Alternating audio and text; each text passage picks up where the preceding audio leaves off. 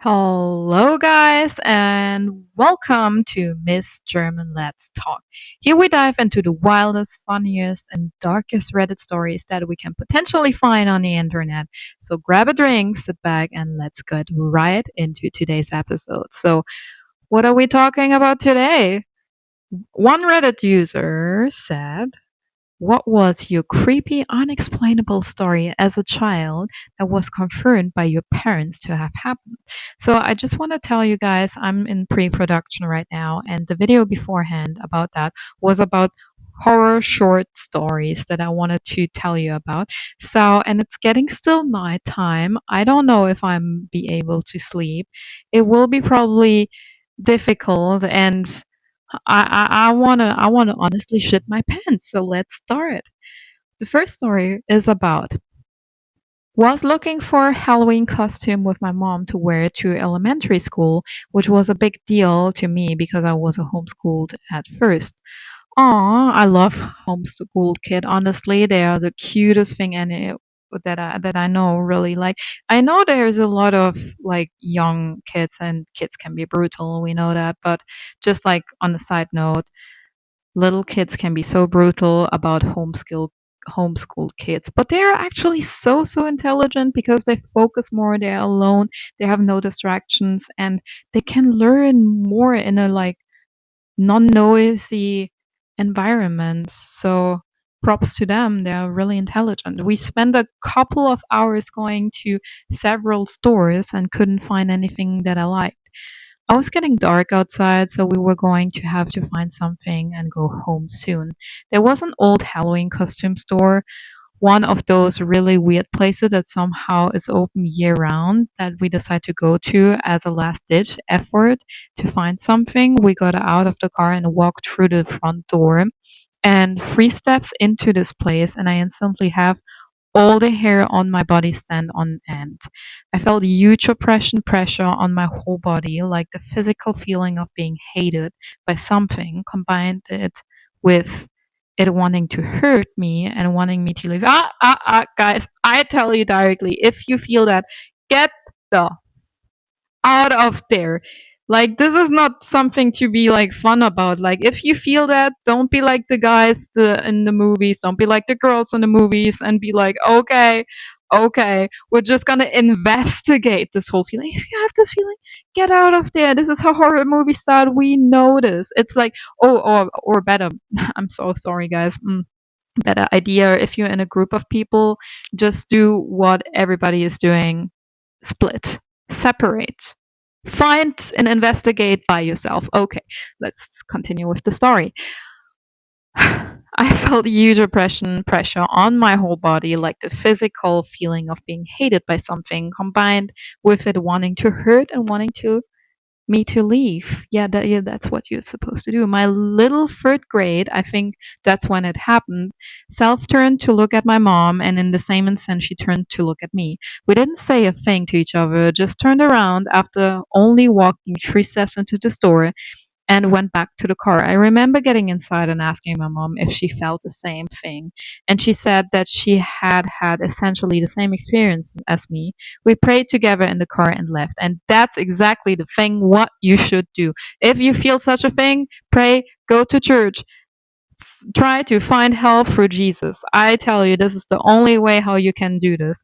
Try to find help through the Lord and leave because this is not something to be making fun about. So, for perspective, as an elementary school kid who desperately wanted to fit in with the other kids that I had recently joined in public school, willingly left our literal last chance to find a costume that I thought would help me fit in because of a physical feeling of being hated that I got when we walked into the store. It's better that you don't fit in rather than having an attachment to you. I'm just telling you, girl.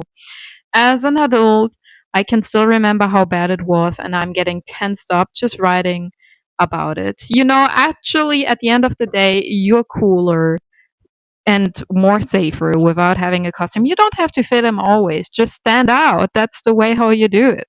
I did end up with a costume that year, though. Oh, see, so it goes well. We went home, and she stayed up late with me working to cobble together a cowboy costume from things we had at home. And that's actually way cooler. I had a cowboy hat from my grandpa, some cowboy boots from somewhere, a bottom down shirt that we ripped a bit to make it rock, a bright red bandana to tie around my neck, and a swanky leather vest we made from a brown grocery bag that we cut some super cool tassel fringe onto. And that's the cutest end we've ever get for a video that is about childhood crazy stories. Let's continue with the next one. In the house I grew up in, every night at around midnight, these big loud footsteps would go stomping up and down the hallway a few times. I'd often think it was my dad getting up in the night, so sometimes it would stick my head out in the hall to see, but there was no one there, and I heard him snoring in his room. This isn't a particular creepy story, but it's just strange that everyone confirms they heard these footsteps, and no one was ever that bothered by it. It's like it happened for as long as we could remember, so we just accepted it. Well, the good thing is, see, you didn't went up, right?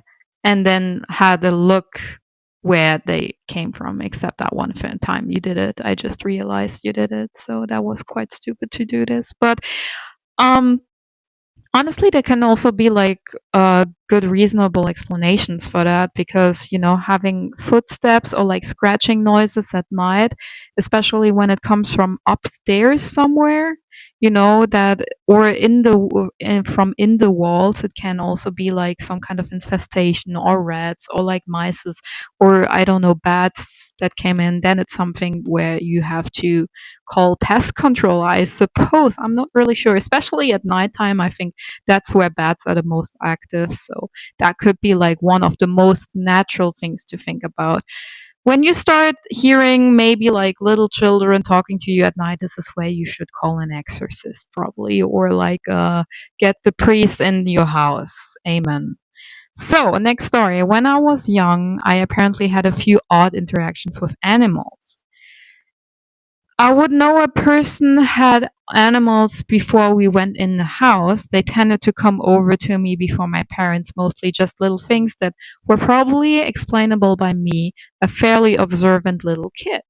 The one that sticks out to my parents for telling is the way they do is we went on a new car garage to have them work on our car. As we pull up, the owner has a big old black lab laying in the middle of the lobby. The guy informs us the dog is comfortable with people. We can pet him if we want. I shake my head and say, he's sad for. And Dad looks at me and asks why I think that. Here I reply, he lost his balls. He said no. They cut his balls! That poor doggo! Dad said the owner went pale, stared at me for a minute, and then looked at Dad, said, he's had a favorite ball. Oh, okay. I just interpreted it wrongly. Okay. Okay. He had a oh my god. Okay, I'm sorry, guys. He had a favorite ball for 10 years that just went down the sewage drain yesterday, and I couldn't get it back. Okay, I thought about other balls. I'm so sorry, guys. We should continue with the next story, maybe. I'm not 100% sure. This fits because my mom confirmed it years ago, then denied it when I asked her again a couple months ago. But here it is. When I was little, my dresser, it was long but pretty short, sat against the wall with one of the ends pointed to my door. That dresser is heavy. And oh my god, guys, when it's about dresses, I can't do this. I literally can't do it. If any one of you know, there's a Netflix series documentary with real horror stories, where the first one of the episode starts with the woman in the dresser, and I'm like, I saw this one episode, and I was like, there is no horror story that comes near to that. Not even the Conjuring ones. I'm like, Anyways, let's end the story. That dresser is heavy and old wood. Of course, it's made of wood. What else? One with all sort of kind of crap neatly arranged on top. Since it was in my bedroom, the floor was carpet. I always slept with the door closed. One night, with no explanation, the dresser tipped over, but instead falling forward, it fell 180 degrees to the side, falling in front of my door. All the kid crab spilling to the side. My mom ran to get me, but couldn't open the door as it was being blocked by the dresser. Eventually, with her pushing and me pulling on the dresser, she was able to slip in and move the dresser out of the way. Nothing was damaged, not even the glass figurine I had. My dad helped put it upright the next day, and we moved on. Years later, I remember the incident and asked my mom about it, expecting to learn that I blew it out of proportion and it only fell forward or something like that. No, she remembered that night as well. However, she added one detail that I could never figure out. She thought she heard me jumping on the bed that night, and that was why she thought the dresser tipped over. I had been asleep. I have no idea where she heard that noise coming from. Okay, so there's a little bit that we have to clear up in this last kind of story that we're having because I'm confused how the dresser fell. So there is one user who says, do you mean it tipped over onto its side and was perpendicular to the room, sticking straight up? Or do you mean it fell onto its front, but was spun around sideways to the perpendicular to the wall instead of just in front of it? And the user said it was spun perpendicular to the wall. So the story is slightly creepy me out, especially with the last sentence of her mother heard that noise coming from, and she only like reacted by knowing that maybe something like jumped that night. So that was crazy, but the good thing is the user doesn't know what it was because I was asleep, and that's what you should do. If you hear something, then keep your freaking eyes closed. Don't look for it. Why would you? And after this video, I'm gonna start praying. And with that said, ladies and gentlemen, that's it for today's stories. I hope you enjoyed this episode. If you did, don't forget to like and subscribe the video as well. I'll be back soon. No, actually, yeah, that's not how you say it. You should say, don't forget to like the video and subscribe to my channel. That's what you should do, kids. I'll be back soon with more crazy Reddit stories. See you next time. Bye.